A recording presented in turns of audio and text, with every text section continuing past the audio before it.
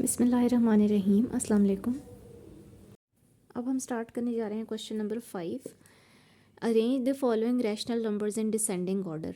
Descending order का मतलब बड़े से छोटे की तरफ आना है, ठीक है। बड़ा नंबर से लेके छोटे नंबर की तरफ आने को हम कहते हैं descending order, from greatest to least.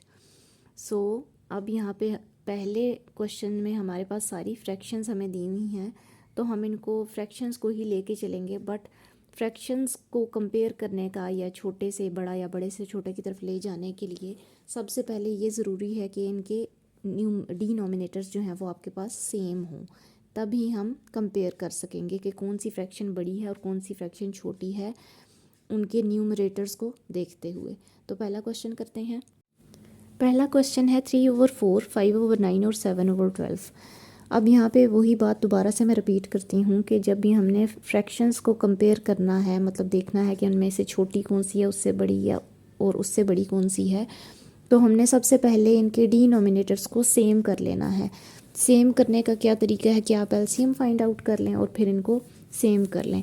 तो एलसीएम फाइंड आउट करेंगे हम सबसे पहले, ठीक है। 4, 9 और 12 इनके डिनोमिनेटर्स लिखें और 2 के टेबल से स्टार्ट करते हैं। 2 2s are 4, 9 as it is लिख देंगे। 2 6s are 12, 2 का टेबल अगेन पढ़ें। 2 1s are 2, 9 as it is. 2 3s are 6। Then 3 का table 1 as it is. 3 3s are 9, 3 1s are 3। अब लास्ट में फिर 3 का table 1 as it is. 3 1s are 3, 1 as it is, ठीक है। एलसीएम क्या आएगा यहाँ से? एलसीएम इन सब की मल्टीप्लिकेशन से आएगा। 2 2s are 4, 4 3s are 12, 12 3 times 36, ठीक है। तो इन सब नंबर्स को मल्टीप्लाई करके हमारे पास एलसीएम आ रहा है 36 का। मतलब कि हमने इन सब फ्रैक्शंस के डिनोमिनेटर्स को 36 में चेंज करना है। चेंज कैसे करेंगे? मल्टीप्लाई करके हम कर सकते हैं। जैसे पहली फ्रैक्शन लेंगे, 3/4 है पहली फ्रैक्शन। अगर हम इस नंबर को, डिनोमिनेटर को 4 को 9 से मल्टीप्लाई करें तो 4 9s are 36 होता है। तो 9 को ऊपर नीचे हमने मल्टीप्लाई कर देना है। 3 9s are 27 आ जाएगा, 4 9s are 36 आ जाएगा। नेक्स्ट फ्रैक्शन थी 5/9 की। 9 को वही 4 से मल्टीप्लाई करें तो हमारे पास 9 4s are 36 नीचे आ जाएगा और 5 4s are 20। नेक्स्ट है 7/12। 12 3s are 36 होता है, तो 3 को ऊपर नीचे हम मल्टीप्लाई करवाएंगे। 7 3s are 21 और 12 3s are 36। अब आप देखो कि सारों के डिनोमिनेटर सेम हो गए हैं। जब डिनोमिनेटर सेम हो जाते हैं तो हम इनका कंपैरिजन कर सकते हैं किस तरीके से। अब हम इनके न्यूमरेटर्स को देखेंगे। तो हमने डिसेंडिंग ऑर्डर यानी कि बड़े से छोटे की तरफ जाना था।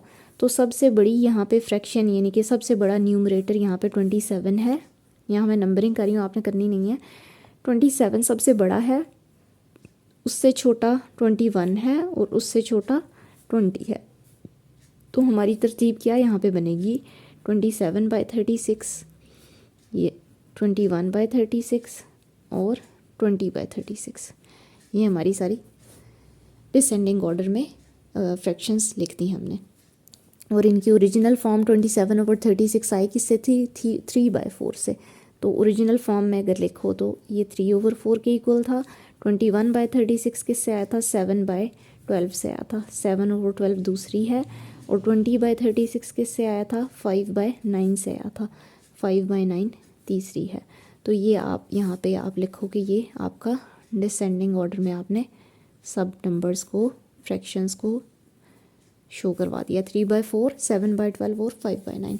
आखिर में आपने ओरिजिनल फॉर्म में दोबारा से इनको लिख देना है। नेक्स्ट क्वेश्चन है हमारे पास 3, -1.2, -2 और 0। अब हमने तरतीब क्या बनानी है? डिसेंडिंग ऑर्डर की, यानी कि बड़े से छोटे नंबर की तरफ आना है। तो सबसे बड़ा पॉजिटिव नंबर्स देखें तो यहाँ पे ये 3 है और नेगेटिव नंबर्स में ये 2 जाएंगे और ये 0 है आपके पास, ठीक है। तो अगर आप एक नंबर लाइन ड्रॉ कर लो तो नंबर लाइन पे आपको एक्चुअली इजीली पता चल जाएगा। कैसे कि यहाँ पे अगर मैं ये यहाँ ले लूँ 0, यहाँ पे 1 2 3, यहाँ पे आ जाएगा 3, ठीक है। 3 तो पॉजिटिव साइड पे तो 3 चला गया, ठीक है। अब इससे पीछे हैं नेगेटिव नंबर्स। नेगेटिव नंबर्स अगर मैं यहाँ पे -1 और -2 यहाँ पे लिख दूँ तो -1.2 कहाँ पे मिलेगा आपको? -1.2 -1 से 2 पॉइंट आगे यहाँ पे होगा -1.2, ठीक है। और -2 तो -2 ये वाला है। अब आप यहाँ से नंबर लाइन से अगर देखो कि सबसे बड़े से छोटे की तरफ आते हुए आपके पास 3 सबसे बड़ा है, उससे छोटा 0 है, उससे छोटा -1.2 है और उससे छोटा -2 है। तो यही आपकी तरतीब डिसेंडिंग ऑर्डर में आपने लिख देनी है।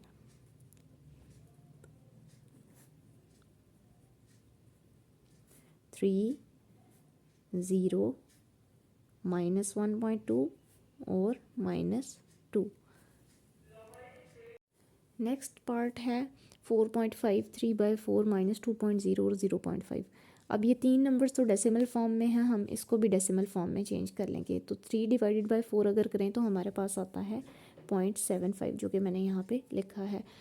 अब आप अगर बड़े से छोटे की तरफ जाना है तो यहाँ पे सिंपली नज़र आ रहा है 4.5 सबसे बड़ा नंबर है, ठीक है। उससे छोटा आपके पास पॉजिटिव में कौन सा नंबर है, 0.75 है या 0.5 है। अगर आपको यहाँ पे कन्फ्यूजन हो तो हमें 0.5 को 0.50 भी लिख सकते हैं, ठीक है। 5 के आगे हम एक एक्स्ट्रा ज़ीरो लगा रहे हैं, 0.50 जैसे ये हो गया। अब आपके लिए देखना ज़्यादा आसान हो जाएगा, ये 70 जैसे ये 0.75 है और ये 0.50 है, तो 0.75 इससे छोटा और उससे छोटा फिर 0.50 है, और फिर नेगेटिव साइड पे तो एक ही नंबर है जो कि है -2.0। तो ये आपकी फॉर्म बनेगी, यानी कि ये आपकी तरतीब बनेगी 4.5, 0.75। अब आप इसको ओरिजिनल फॉर्म में 0.75 को अगर आपने लिखना है तो क्या है 4.5 एज इट इज़, इसकी जगह आप 3/4 जो ओरिजिनल फॉर्म थी वो लिखो, 0.5 था उसको 0.5 ही लिखो, और -2.0 को -2.0 हम लिख देंगे। तो ये आपकी फॉर्म बन गई फ्रॉम ग्रेटेस्ट टू लीस्ट, यानी कि डिसेंडिंग ऑर्डर। नेक्स्ट क्वेश्चन है 3.6 -1.5 -0.31 और -2.8। अब सबसे बड़ा नंबर तो आपको पॉजिटिव, क्योंकि बाकी सारे नेगेटिव हैं तो सबसे बड़ा नंबर पॉजिटिव नंबर ही होता है, जो कि है 3.6, ठीक है। सबसे बड़ा ये हो गया। अब उससे छोटे देखने के लिए अगर आपको यहाँ पे कन्फ्यूजन का सामना हो कि इसमें से सबसे बड़ा कौन सा है और फिर इससे छोटा और फिर इससे छोटा कौन सा है, तो एक आसान तरीका ये है कि आप नंबर लाइन ड्रॉ कर लें। नंबर लाइन यहाँ पे एक रफ से साइड पे आप ड्रॉ कर लेंगे, ठीक है।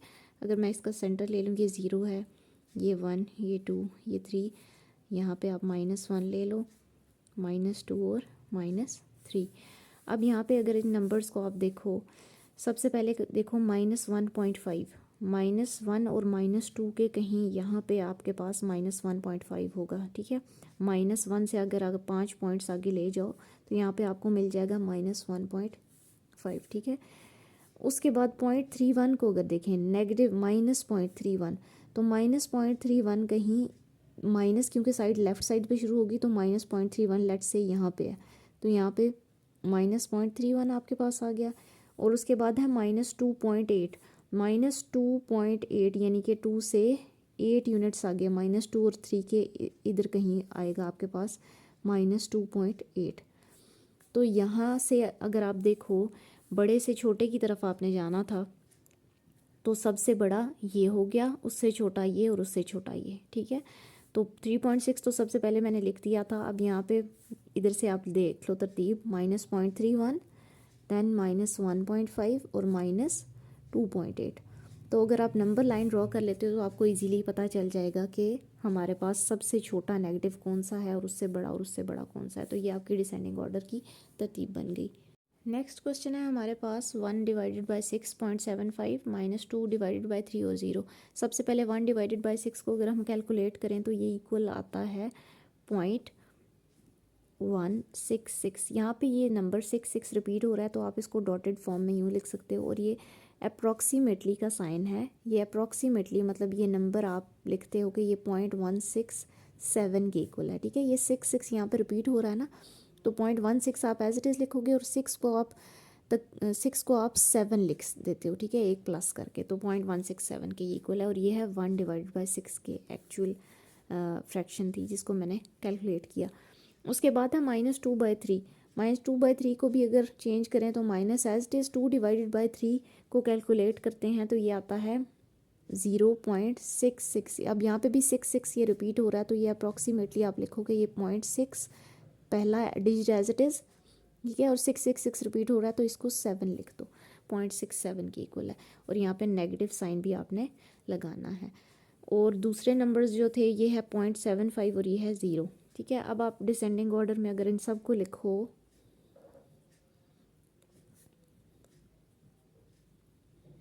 तो सबसे पहला नंबर जो है, अगर आप यहाँ पे 0.75 देखो, ये सबसे बड़ा है, ठीक है।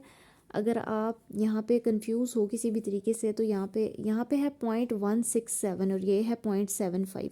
अब यहाँ पे अगर मैं एक ज़ीरो आपके लिए लगा दूँ आपके समझने के लिए, ये समझो कि ये 0.750 है, तो 0.750 बड़ा है या 0.7167 बड़ा है? एक्चुअल में 0.750 बड़ा है, यानी कि 0.75 बड़ा है।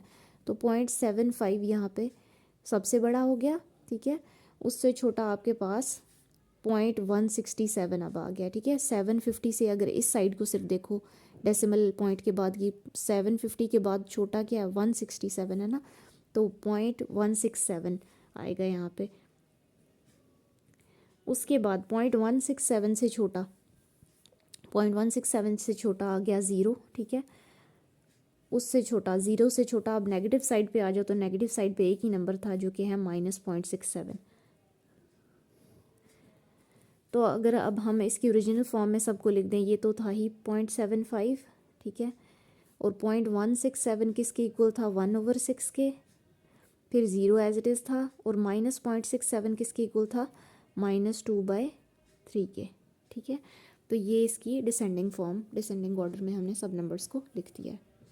उम्मीद है कि आपको ये सारे क्वेश्चन समझ आ गए होंगे। अगर कोई भी क्यूरी है आपकी क्वेश्चन 4, क्वेश्चन 5 या पिछले क्वेश्चंस के हवाले से, तो आप मुझसे पूछ सकते हैं कमेंट्स में, और नेक्स्ट क्वेश्चन हम नेक्स्ट वीडियो में करेंगे। तब तक के लिए अल्लाह हाफिज़।